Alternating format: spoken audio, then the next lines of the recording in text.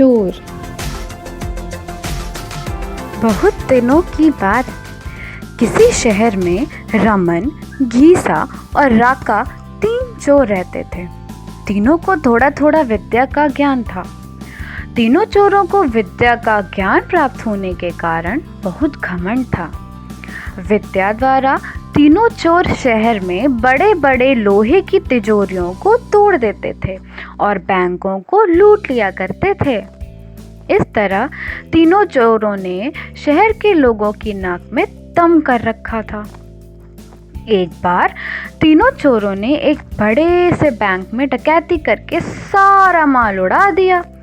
तब पुलिस को खबर हुई तो तीनों चोरों को पकड़ने के लिए तलाश करने लगी, मगर तीनों चोर पास ही के एक घने जंगल में भाग गए।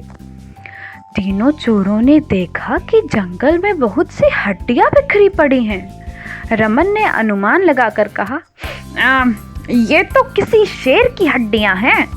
मैं चाहूं तो सभी हड्डियों को अपनी विद्या के ज्ञान द्वारा जोड़ सकता हूँ।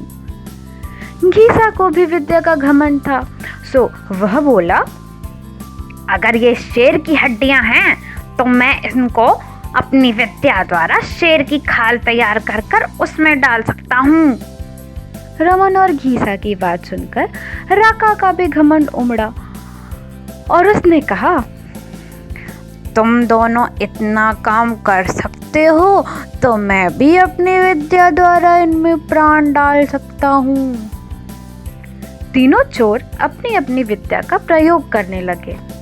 कुछ देर बाद रमन ने सारी हड्डियों को जोड़ दिया और घीसा ने शेर की हूबहू जान डाल दी। थोड़ी देर में तीनों चोर के सामने एक जीवित भयानक शेर खड़ा हो गया, जिसको देखकर वह थर थर कांपने लगे। मगर शेर के पेट में तो एक दाना नहीं था। वह भूख के मारे गरजता हुआ तीनों चोरों पर हमला कर बैठा और मारकर खा गया। शेर मस्त होकर जंगल की ओर चल पड़ा। शिक्षा। इस कहानी से हमें यह शिक्षा मिलती है कि हमें कभी घमंड नहीं करना चाहिए।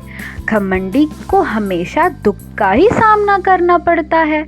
यदि तीनों चोर अपनी विद्या का घमंड ना करते तो उन्हें जान से हाथ ना धोना पड़ता।